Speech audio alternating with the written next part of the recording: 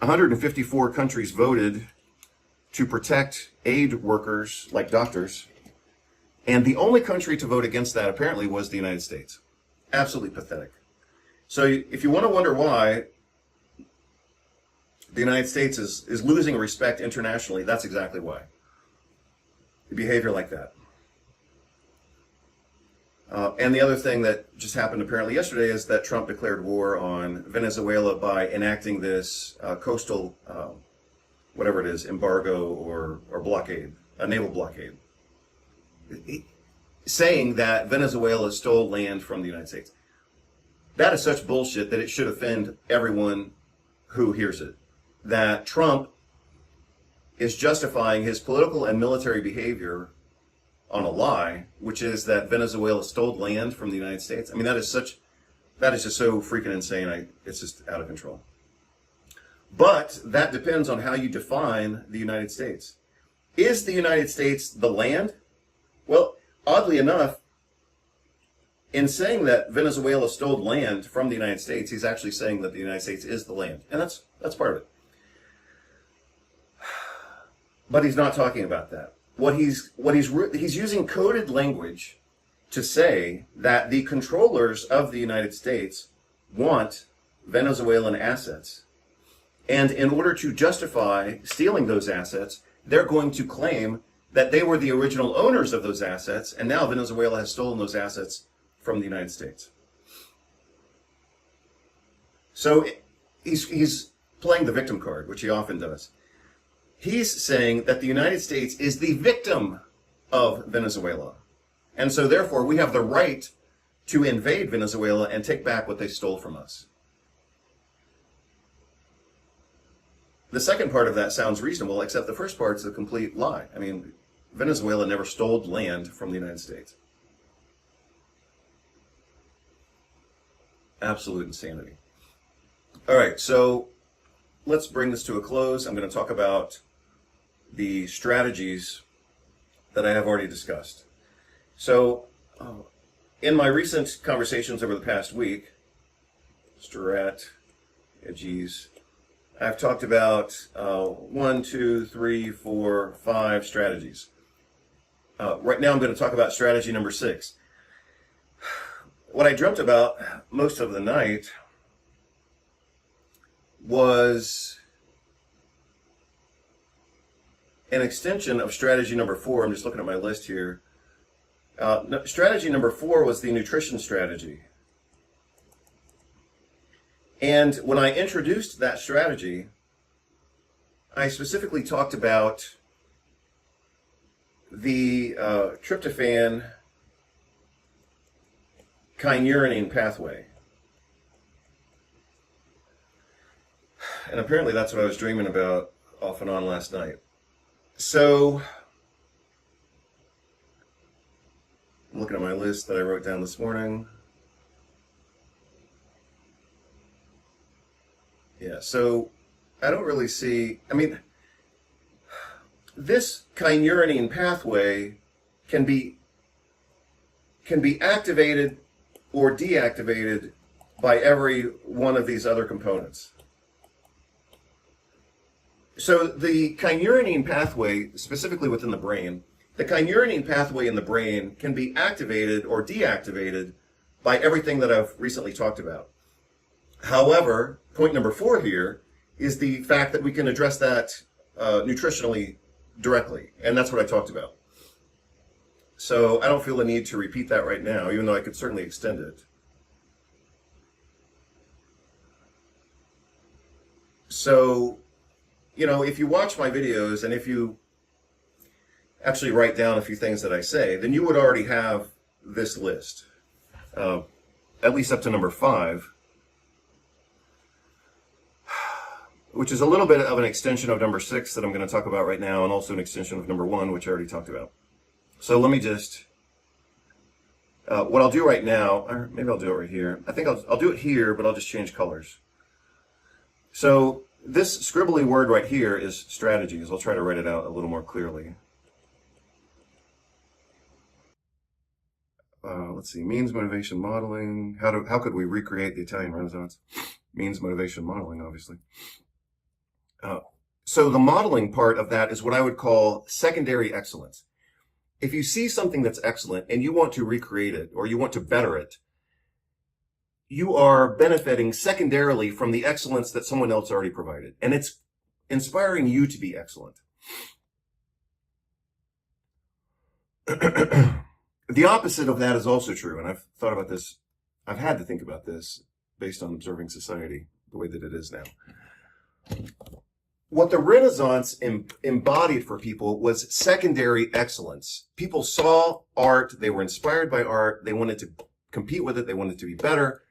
They wanted to move up the ladder of human achievement and human perfection, so to speak. But the opposite of that is also true when we are surrounded by psychopaths and when psychopathic behavior dominates the news.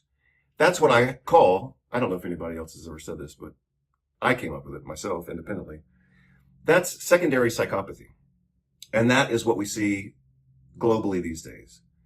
If you look at the United States, this has been in Latin America for a long time. But the paradox is that Latin America now is actually more stable than the United States. So now you're starting to see it in the United States.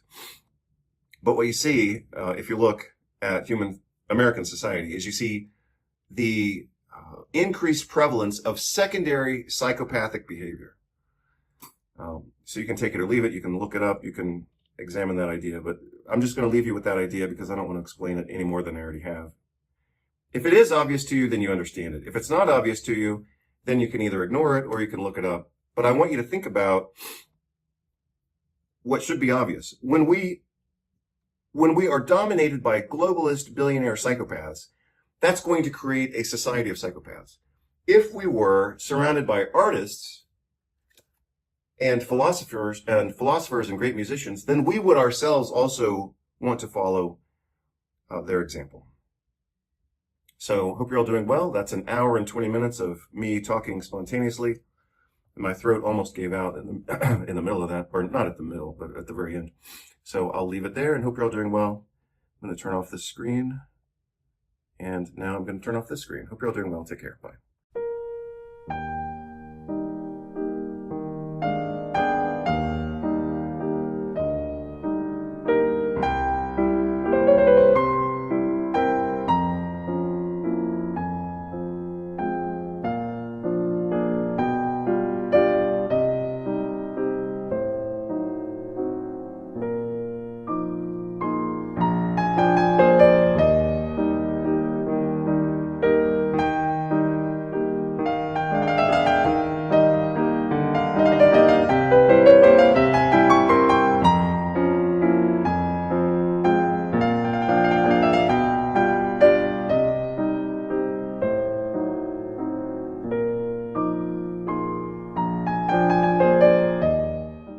Good morning, everybody.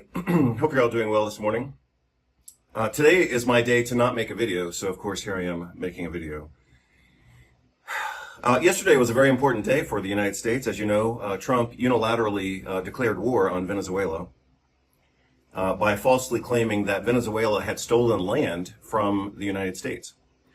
So I'll talk about that more later. I'll provide you some video evidence of that.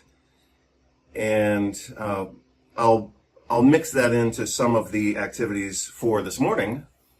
And the way that I've structured this is I'm going to start with some questions, and I've already written them out, 5 questions at least. And then I'll talk a little bit about news like America's invasion of Venezuela. Donald Trump is now claiming Venezuela is in possession of stolen land from the U.S. as justification of going to war. Now, if you missed it tonight, Donald Trump took to Truth Social to announce a naval blockade of Venezuela, saying Venezuela is completely surrounded by the largest armada ever assembled in the history of South America. It will only get bigger until such time as they return to the United States of America all oil, land, and other assets that they previously stole from us. Venezuela stole land from the United States. This guy is completely off his rocker, and now it's getting dangerous because he's using his imagination to justify going to war with Venezuela.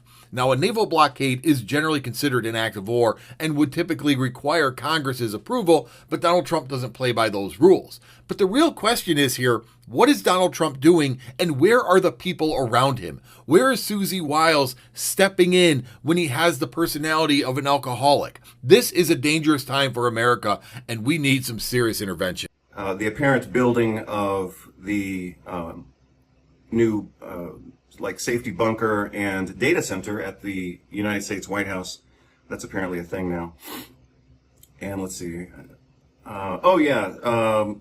Recently, the United Nations voted to protect emergency workers and medical workers, aid workers for international catastrophes. And only one, only one country out of 154 countries, only one country voted against protecting humanitarian workers. And what country would that be? That would be the United States. So you'll see that I blend that into one of my questions that I'll go through as an exercise here in just a moment. So anyway, we're going to go through a few questions. We'll talk about news, and then I'm going to go back to talking about protective strategies. And today I'm going to talk about strategy number 6. So if you've seen my recent videos, then you will have seen the other strategies that I've already mentioned. And so today I'm going to specifically talk about strategy number 6, and I'm going to blend that into some of my other recent conversations. So the United Nations just passed a vote, 153-1, to protect humanitarian workers around the globe and ensure their safety and security. The one country that didn't vote for it was the United States. Some of those recent conversations probably pissed off some of you, and that's okay, because if a person gets pissed off just because I say, hey, the United States is going down the toilet, Trump is now rapidly progressing to dementia, and that's making his narcissism worse, and he's totally unhinged. If me saying that upsets some of you, then that's okay, but at least I'm dealing with reality. And that is the reality of the situation. Trump is unhinged, out of control, and he has surrounded himself with people who enable his insanity. So remember what I said last year when I wrote that book, which you can download for free. The name of the book is Administrative Anarchy in American Academia. One of the things that I discussed in that book is that corruption, at least in that setting of talking about academia, corruption is an ecosystem. Corruption, large-scale, big corruption, isn't just one person who's unhinged and insane. That's not corruption. That's an isolated event. But for corruption to take on a national scale or a global scale, it has to be an ecosystem. And what you see in the United States right now is that we have an isolated kind of nodule, so to speak, almost like a tumor, of kind of psychopathic people who have created their own psychopathic infrastructure and their own psychopathic micro environment, like a tumor micro environment. I never thought of it that way, but that's basically what it is. So basically what we have in the United States is this tumor micro environment of psychopaths, and they are completely misdirecting the country.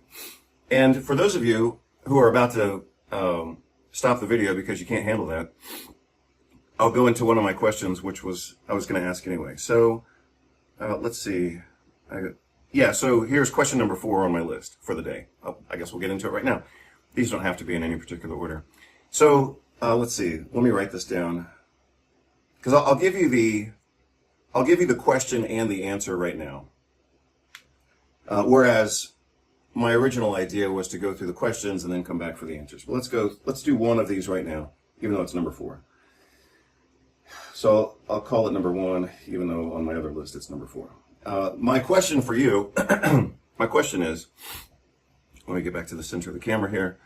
My question is for you, what is a country? Or you could say nation. What is a country? What is a nation? What is the United States? So this is something that I learned from Noam Chomsky about 30 years ago. I purchased somehow an audio cassette of one of Noam Chomsky's lectures that was titled Bully on the Block. Actually, I think this was around 1991 when I was still living in Houston, Texas. At that time, I was doing some volunteer work for a radio station called Pacifica, KPFT, 90.1 in Houston, I believe it was. I volunteered with them for a while. And one of the ways, of course, that they would make money as a small nonprofit radio station is they would sell audio cassettes of lectures. And so I believe that I purchased from them a lecture called Bully on the Block by Noam Chomsky. And in the first few moments of that presentation, he asks, he's talking about the United States, of course, and I think he's responding to a question, something about the United States. And his response to the question starts with another question. And he says, if you're going to talk about the United States, he says, the first thing you have to ask is, what is the United States? So I presume that many of you, even obviously mostly Americans in the audience, I presume that most of you have never asked that question. We all talk about the United States. I can say I'm an American citizen, etc. And I have been my whole life, of course, like I said the other day, because I was born with 2 passports and dual citizenship. So I've been an American from birth. But beyond that description, the definition is lacking. What is the United States? And I'm going to give you 4 options. If you want to understand what a country is, you have to understand what a country is. So if you want to understand the United States, you have to understand what is the United States. So I'm going to start with the basics. And so you, whether you're an American or not, because you could obviously apply this to whatever country you live in, what is Europe? What is Mexico? What is Argentina? What is the United States? So you should have some answers in your head, and if you don't, I'm about to give you the answers. So, sorry, as soon as my pen responds here. So what is a country? Well, you can say a country is its land, its geography, its physical location. So when you think of the United States, most of you can picture where the United States is. If you think of Ukraine, it obviously occupies space, but most of you probably couldn't identify it on a map. The United States spends, I don't know, is it like $8 million a day? It used to be, I think it used to be $8 million a day or something like that. I don't know. To support Israel, quote unquote, support Israel. Most Americans couldn't identify Israel on the globe, but yet they're sending their tax dollars there. So again, one way to think of a country is to think of its geography, its location, its physical existence. I would say that in some sense that's actually the least important, but it is obviously a part of the identity of a country. So I'll call that number 4. Number 3. If I ask you what is the United States, most of you would start by identifying where it is, and then you would say, oh, well, it's the people. It's the citizens, it's the population, all right? Okay, so if that's true, then let's just go through a few questions. Most people in the United States would want to have beautiful parks, regional and local infrastructure like transportation, and a national infrastructure transportation plan. So that, for example, like when I used to live in Houston, I wanted to go to Austin on the weekends. Well, Austin is the capital of Texas. Houston is a major international city on the coast, on the Gulf Coast, but no train exists between Houston and Austin. So I would have to drive. If I wanted to take Amtrak, which is the American total garbage train system, I would have to go from Houston to Dallas and then down to Austin. Completely stupid. So again, I'm just using that as an example of America's essentially complete lack of national transportation infrastructure. But most people would want that. So why then does the United States send millions of dollars overseas to countries that the Americans can't even identify on a map? And yet Americans don't have the things that would actually make their lives better, like infrastructure, beautiful parks, regional mass transit, national mass transit. So if a country is indeed the people of the country, then the country should represent those people. And obviously it doesn't. More recently, the United States is sending $40 billion to Argentina? Well, that's not a vote from the American people. So what is a country? Is it the land? Is it the people? Or is it the government?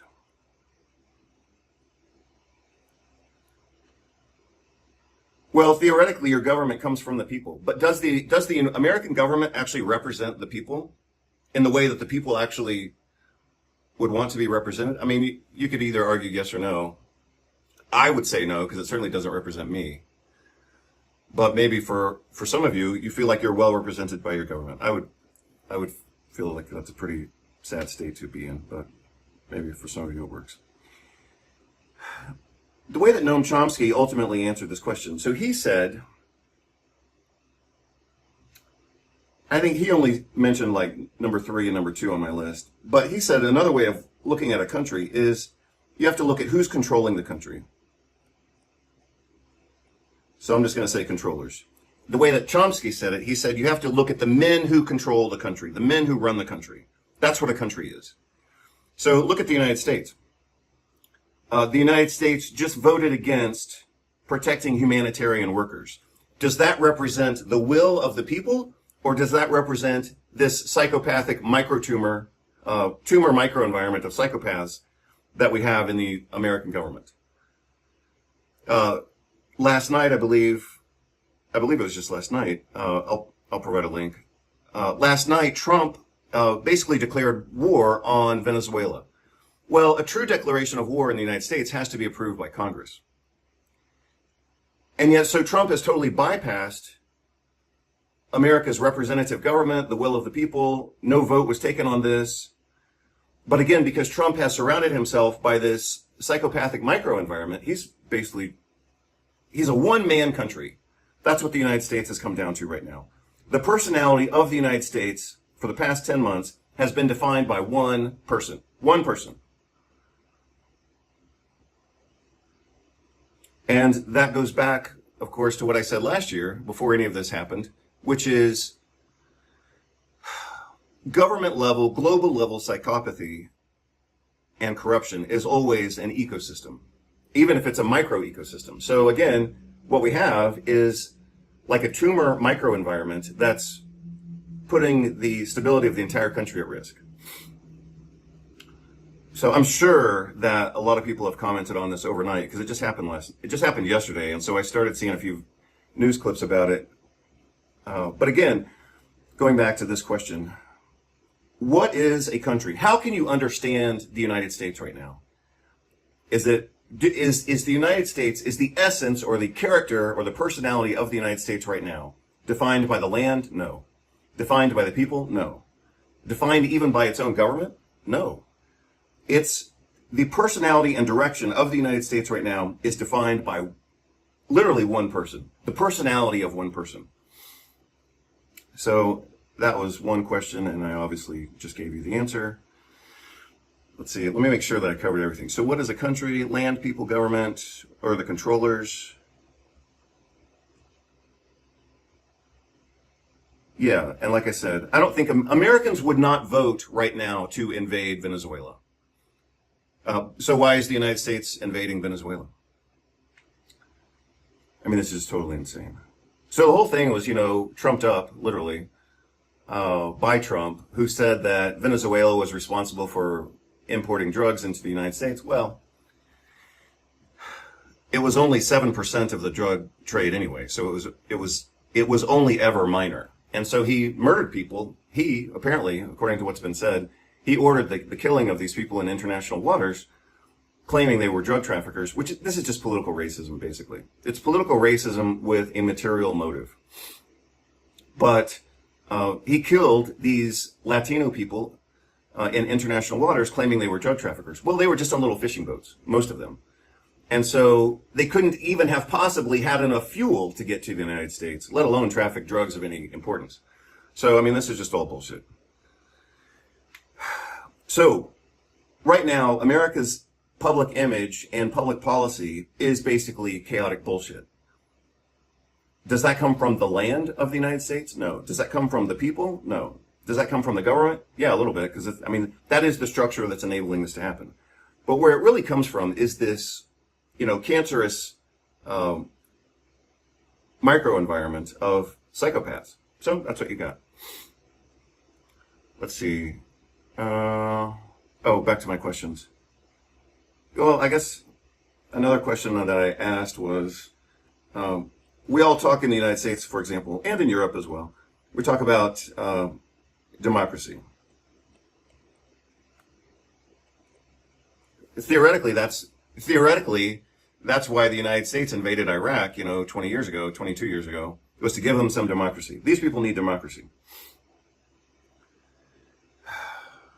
So my question for you, unrelated to that, is what is the purpose of democracy?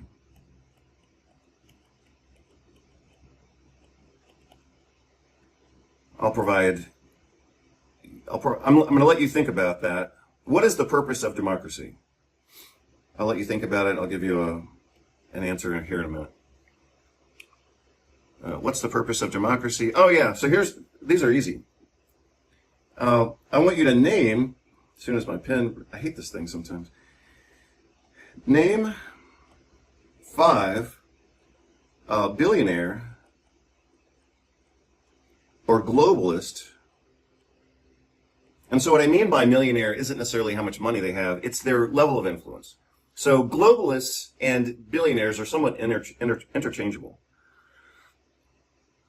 So name 5 billionaires or 5 globalists who are, I want to use the word misanthropists, but I'll put psychopaths.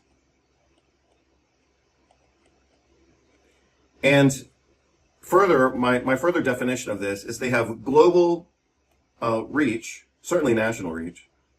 Let's say an entire nation like the United States or the entire globe. Globalist national reach, and they cause major damage. And that could be like a concrete example of damage, or it could simply be chaos. So I want you to think about this, seriously.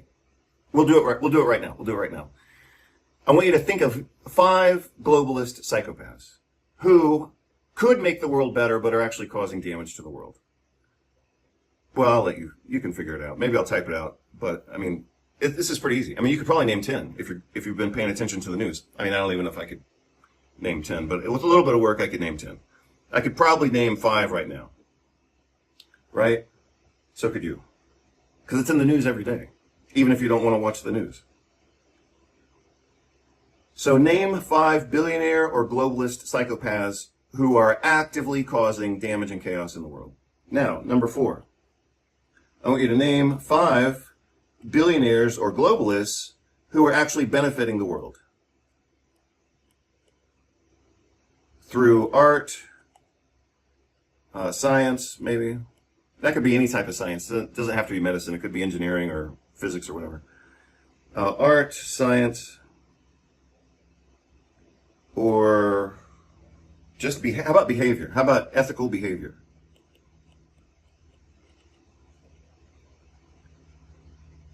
So I want you to name 5 billionaires or globalists who are improving the world.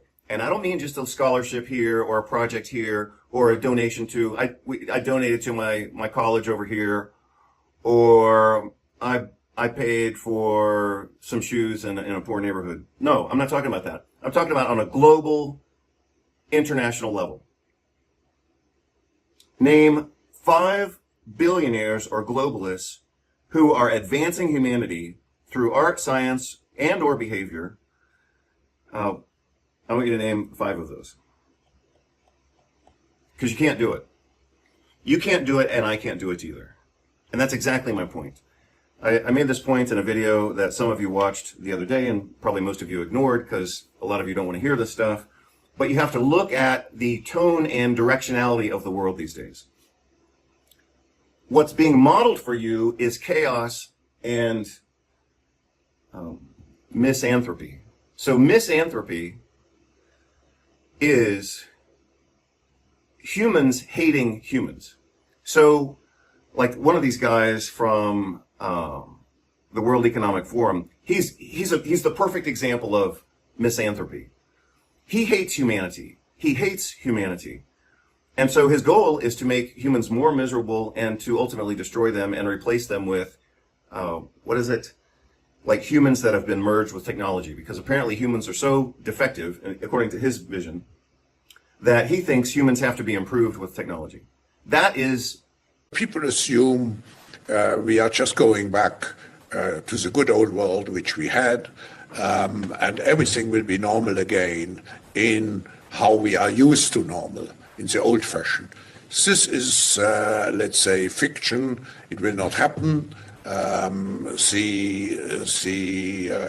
cut which we have now is much too strong in order not to leave trace.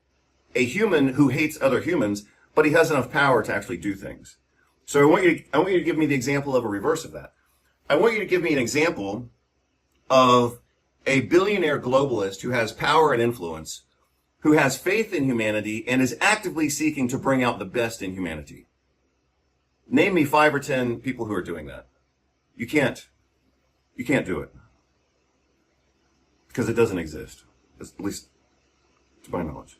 And okay, so let's say that I can name 10 psychopaths, 10 psychopath globalists, and you can name at the most 2 or 3 people who are benefiting the world. Who's winning that battle?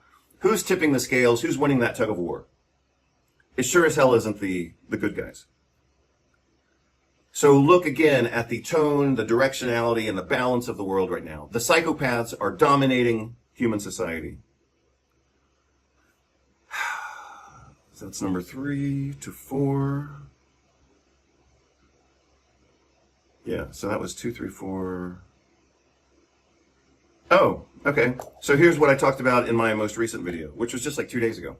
Similar to what I had just said right now. So for those of you who think you are culturally aware, I mean, everybody thinks they're culturally aware, right? Because they're only aware of what they see. And that's why everybody thinks they're intelligent and aware and they have a good sense of humor, right? Because, well, maybe not the last one, but it's kind of a joke. That's kind of a paradoxical joke. I'm joking about people's sense of humor because everybody thinks they have a sense of humor, but most people don't, including me. Except for that one. That was pretty good.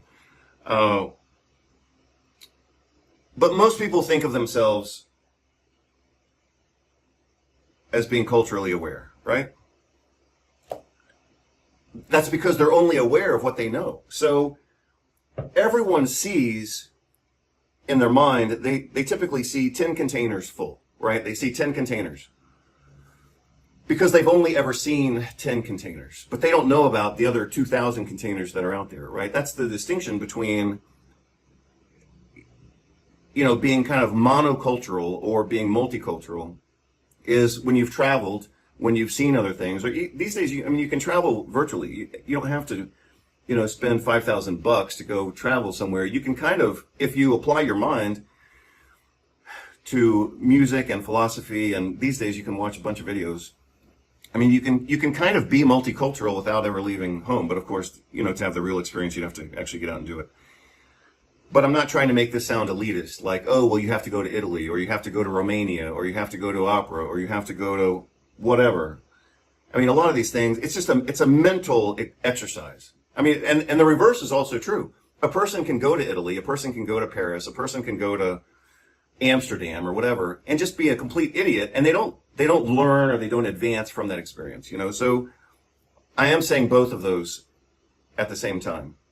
You can be multicultural mentally, which is where multiculturalism would exist anyway. You can be multicultural in your mind, and you don't have to be like a physical world traveler. You can apply your mind, right? And the reverse is also true. You can be an international world traveler and come home a complete idiot. Believe me, I have known plenty of people who have done that. Oh, so we're on question number 5 right now. Question number 5, and then I'm going to drink some coffee because I haven't eaten breakfast yet. Even though I did some exercise. That's a different discussion, of course. So the way that I try to do exercise is, it's a bit intense, but I try to burn 20 calories per minute, at least on the machine that I use, 20 calories per minute. So that way I can burn 200 calories in 10 minutes. So that's my new standard. And then I try to do that a couple times a day. And I've already done it once, but I haven't eaten breakfast. So we're on question number 5. Oh yeah. So here's what I started to ask you. So everybody thinks they're educated. Everybody thinks they're cultured. And so let's challenge that. And I could not have answered my own question in the way that I'm about to show it to you. So I'm not even saying like, hey, you should think like this. I mean, I just thought of this morning, but I did think about it. And this is also an example of structured thinking. So, and I've talked about this before, like a bunch of people have ideas. Maybe they think they're smart. And that's great. Maybe they are smart. But as I have said before, one of the things that I've done in my adult life is distinguish being smart. Watch this. You ready for this? One of the things I've done in my adult life is distinguish between being smart and being structured. So anyway, take it or leave it. So this is an example of being both smart and structured. So the other day I talked about the Italian Renaissance. I don't know why that just evaporated. Italian.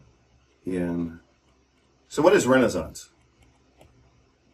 It's two different words together, right? Means again, and naissance means birth.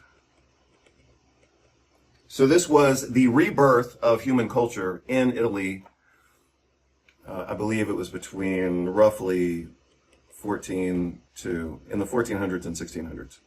And in the middle of that was the family called the Medicis.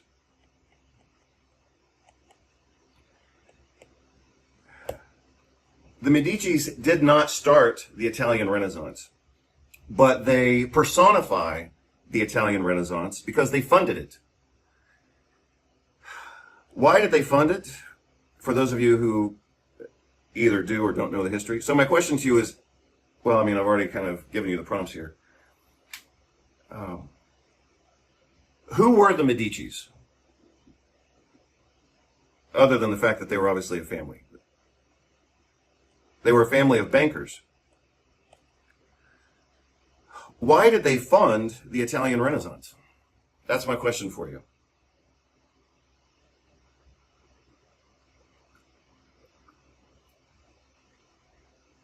Why did they fund the Italian Renaissance? So this is the last question. We're on question number 5. I'm going to go through this, and then I'm going to go back to talking about the health strategies that I've already started to outline. And this is good. I don't have to get into a lot of biochemistry today, but I could. I mean, I was like dreaming of biochemistry all night last night. It was like I could barely sleep. So, and I was already tired. Like I did a lot of things yesterday, including fixing the roof. So I didn't really want to stay up all night thinking about biochemistry, but that's just kind of the way that it is sometimes. All right. So obviously that was a little bit of filler conversation to give you time to think about these things. Why did the Medicis fund the Italian Renaissance?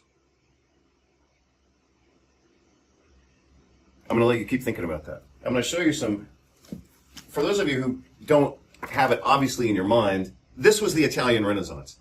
This is why you have Michelangelo and Leonardo da Vinci and people like that. That came out of the Italian Renaissance, which was funded and embodied and personified by the Medici family, a family of bankers. So they were the rich people of Italy at that time, especially Florence. So I'll answer the question. Why did they fund the Italian Renaissance? And it's because the church classified bankers as the most evil people in society. But they had an escape hatch. The escape for the Medicis, for being considered the most evil people in Florence, the most evil people in Italy, is that they could redeem themselves by funding public works. The Medicis were rich bankers. Rich bankers were considered evil by the church, and they were going to go to hell. That's why you see so much hell and fire and brimstone in their art around that time. The Medicis were rich bankers going to hell, and the only way they could save their souls, according to the church, was to fund public art and fund public works. That's why they funded Da Vinci. That's why they funded Michelangelo.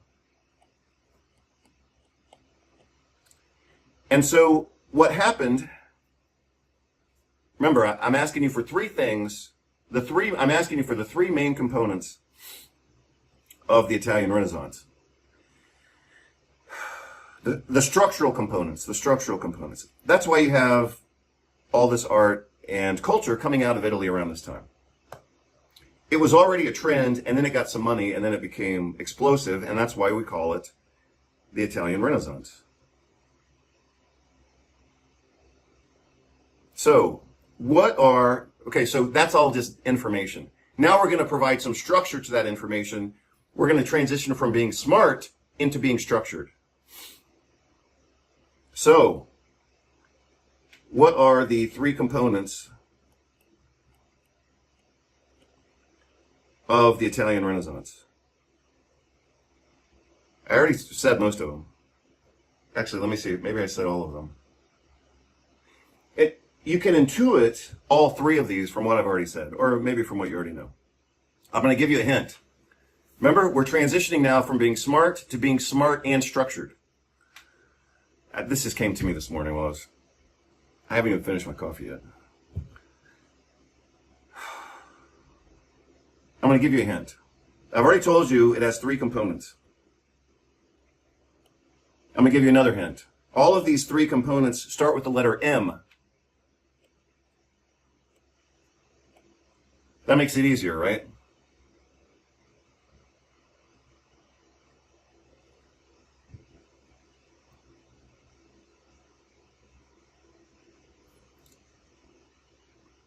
You're going to notice that these three core components are what pushed European culture and especially the Italian Renaissance. You're also going to see that these three components are exactly what is missing from American culture right now.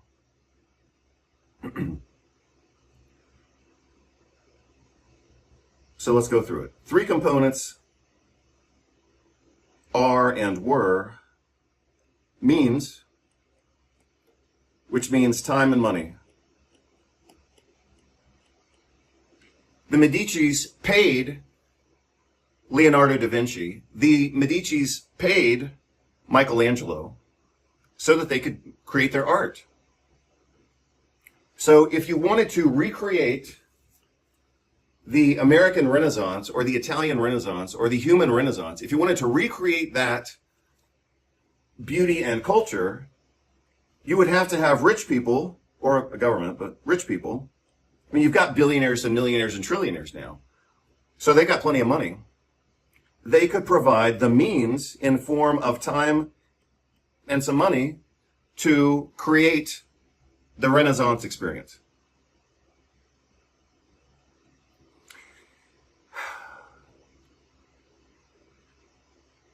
The other component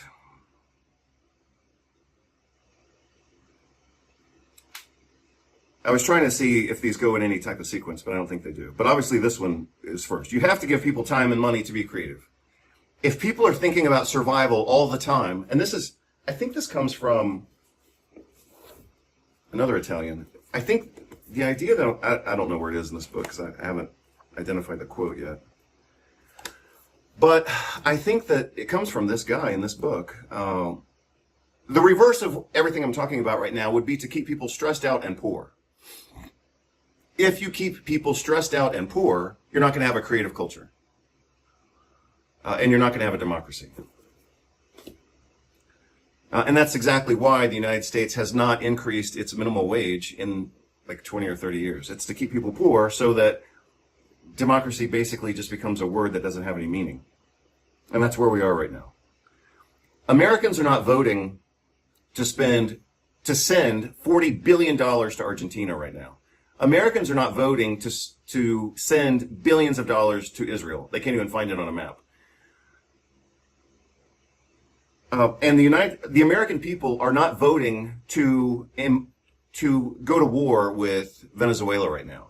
So democracy in the United States is just bullshit. Americans didn't vote to be locked down, quarantined, and receive mandatory vaccinations.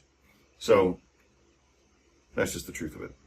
Keep the people poor and preoccupied. Exhausted bodies have no strength for rebellion. A hungry man dreams only of bread, never of dethroning princes. The overworked laborer craves sleep, not justice. Give them just enough to survive, never enough to thrive, and they remain docile, grateful for scraps. Prosperity is poison to power. The well-fed grow idle, and idleness breeds questions. Security invites demands. Leisure forges conspiracies. Comfortable citizens begin to ask why they bow, then refuse to bow at all. Machiavelli understood this. Desperation enforces obedience, while abundance awakens defiance. Starving men obey. Sated men organize. Keep them tired, hungry, busy, balanced on the knife's edge, and they stay manageable. Grant them ease and wealth, and you create the very hands that will remove you. Niccolò Machiavelli.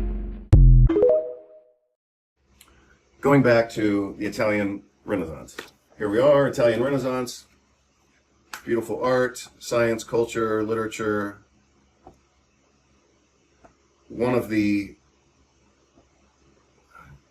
periods of great, one of the periods of great advancement for human society, including I think it's called the Vitruvian Man.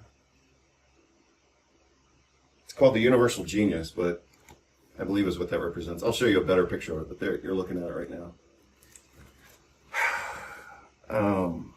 Let's see. So what are the three components to the Renaissance of humanity, or the rebirth of humanity? Means, here it is, modeling. So one of the things that happened in Renaissance Italy is that basically it was a competition. But a competition, not like a cutthroat football game of competition, but a competition as to see who could be the best. You could see this if you wanted to. You could see this as an extension of the Hegelian dialectic. The true a lot of bullshit gets said about the Hegelian dialectic. That's why I'm mentioning it right now. So the Hegelian dialectic is idea, improvement, synthesis, or new idea. At that point, the new idea gets improved, and then you go higher. So that is the Hegelian dialectic. I mean, the way that people have misinterpreted the Hegelian dialectic is just totally absurd. Totally absurd. That's why I did a video on it a few years ago. The Hegelian dialectic is idea, improvement, synthesis. The new synthesis, or the new standard, then gets improved upon. So, idea, improvement, synthesis. The synthesis is now the idea, or ideal, and then you improve it. So you go idea, improvement, synthesis, improvement, synthesis, improvement, synthesis. That's what happened in the Italian Renaissance. They had a micro, a micro environment, in a sense, yeah. But they had an ecosystem of art and a culture of competition to see who could be the best. Look at the United States culture right now. It's like a race to the bottom. And it has been for many years. But imagine a society that's competing to be the best, competing to be the most disciplined, the most clear, the most organized, the cleanest. I mean, look at what's going on in the U.S. and it's the exact opposite. I'm sure some of you saw, and probably already forgot, I don't even know if I saw it. I saw parts of it. A video documentary many years ago called Idiocracy, talking about how the United States was just becoming completely stupid and dumbed down. Well, I mean, that applies globally, so it's not just the U.S. Believe me, I saw plenty of it in Spain. But imagine the reverse of that. Imagine any society on the globe competing to be the best in poetry, music, art, whatever else. So 3 components to the renaissance of humanity are means, time, and money. And I guess you would have to say, with time and money, you also get a little bit of leisure to allow for reflection and refinement. That's another thing that Robert Bly says in the Sibling Society, in one of his talks there, around that time anyway, if not directly in the book. He says, maturity comes to us during times of rest. And if a culture like the United States right now, if it's a hustle culture where people are always on the move, going to work, doing their work, coming home from work, relaxing from work, if it's a hustle culture, you're not going to have maturity because people don't have time to reflect. So this is obviously one of Robert Bly's greatest books, the other one being Iron John. This book is called The Sibling Society, and this is where we are right now. It's the worst of times, it's the best of times. That's how we feel as we navigate from a paternal society, now discredited, to a society in which impulse is given its way. People don't bother to grow up, and we are all fish swimming in a tank of half adults. And believe me, it gets better after that. So I've recommended this book many times, The Sibling Society by Robert Bly. What are the 3 components to human renaissance? Means, modeling, and motivation. So you could say that the competition itself is the motivation, and maybe in some sense it is. But a society would have to hold culture as a value in order to move toward that value. So let's say you get, like in Spain, for example. In Spain, people have plenty of leisure time and they've got enough money. And they have, this is interesting, I never thought of this before. In Spain, they have leisure time. They have enough financial cushion to be creative, but they're not creative.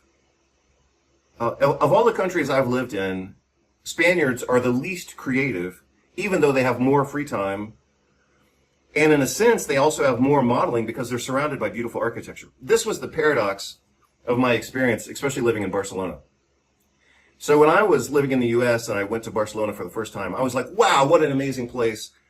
These people are surrounded by beautiful art and architecture and parks and sculpture. And they've got free time. I mean, you can tell anytime you go to Spain, people have an abundance of free time. Unlike Americans that are like working 3 jobs and hustle culture.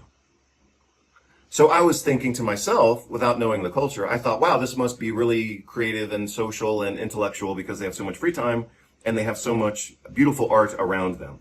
So they have the means and they have the modeling, but what's missing in Spanish culture to make it a beautiful culture is they don't have the motivation. So I never thought of that until right now, but that's an example. Having means and modeling isn't sufficient. The culture has to want to be better. Or if not better, at least be good and disciplined and motivated and productive and all that kind of stuff. And kind and all, everything. It doesn't have to just be material, number, productivity. So those are the 3 components of cultural maintenance and renaissance. Human culture. To exist and to advance. To exist, maintain, and advance has to have at least 3 components. 1, the means, which is basically money and time. You have to have the modeling,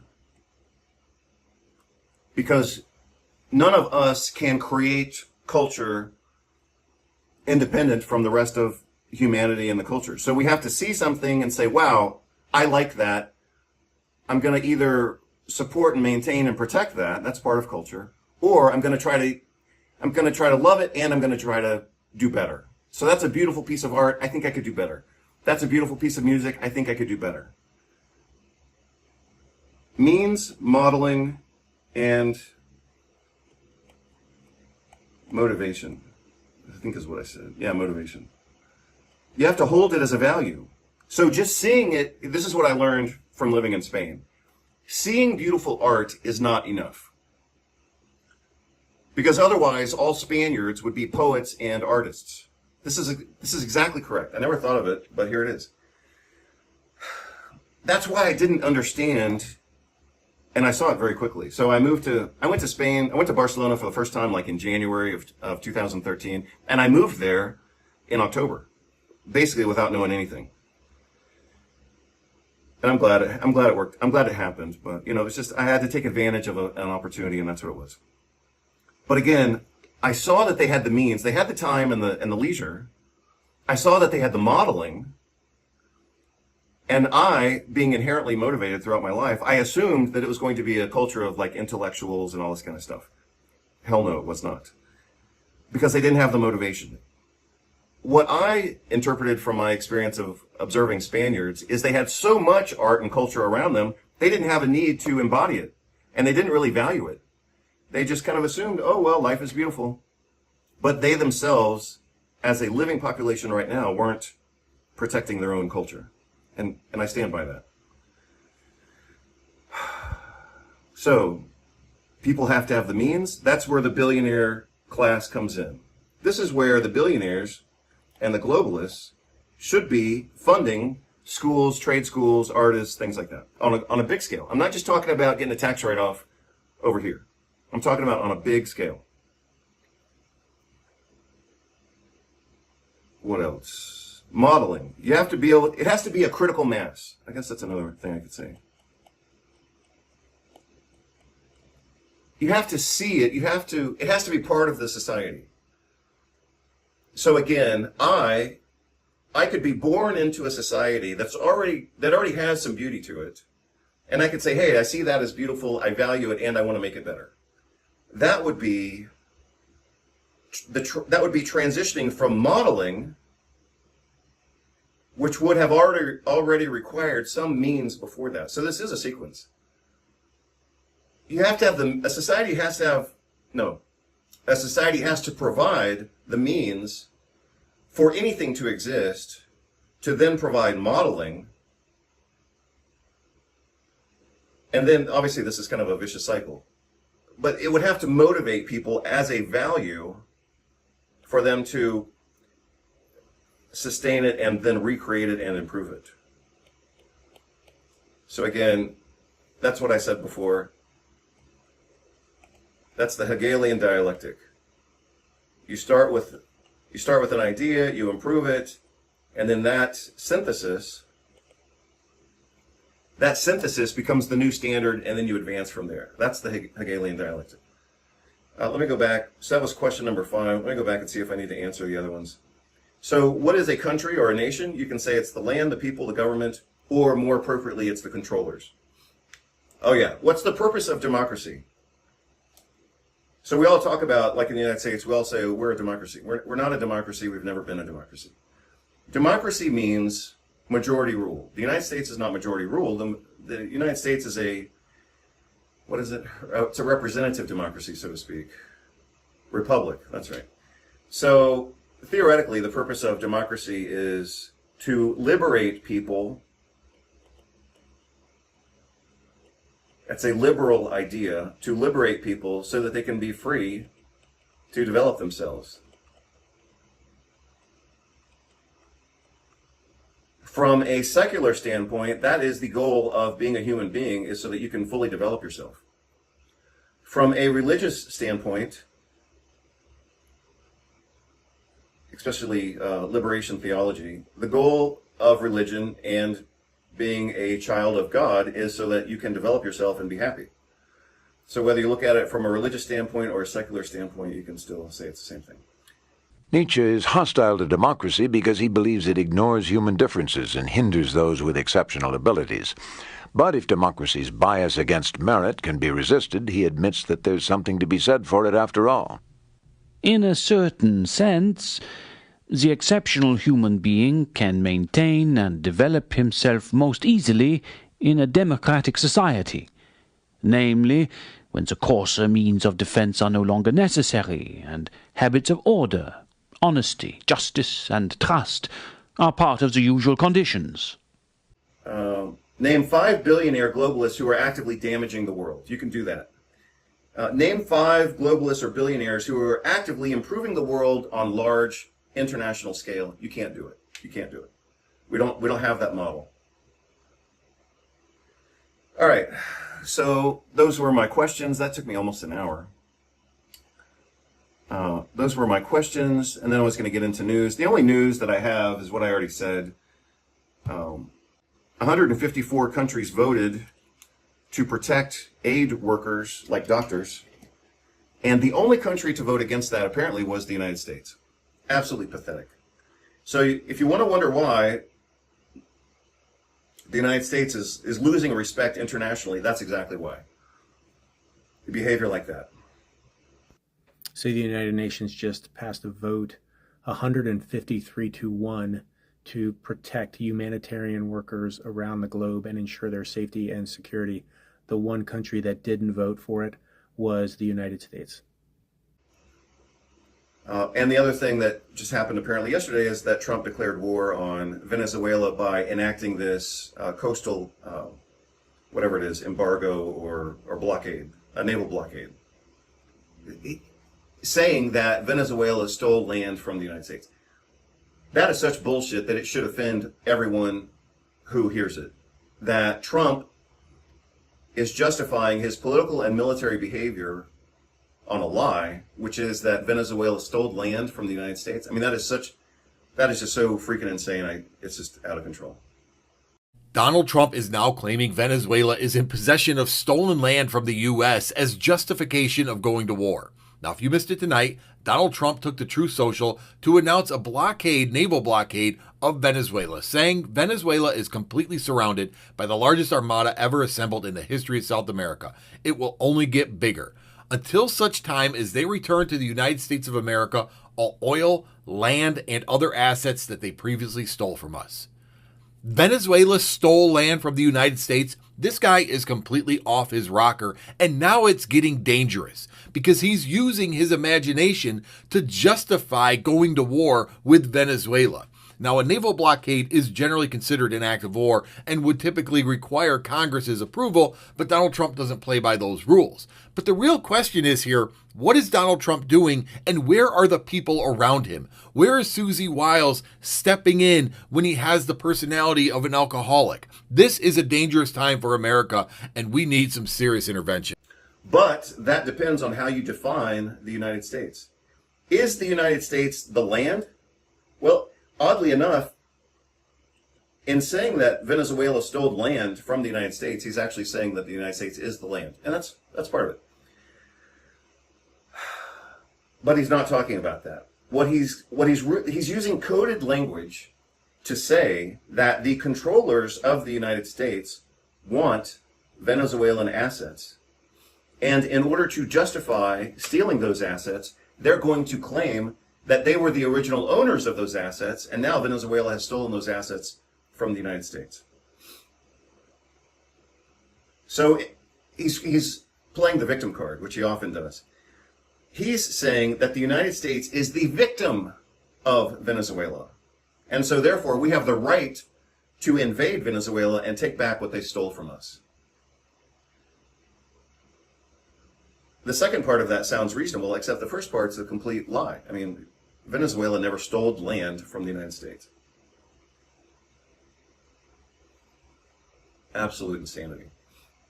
All right, so let's bring this to a close. I'm going to talk about the strategies that I have already discussed. So, in my recent conversations over the past week, strategies,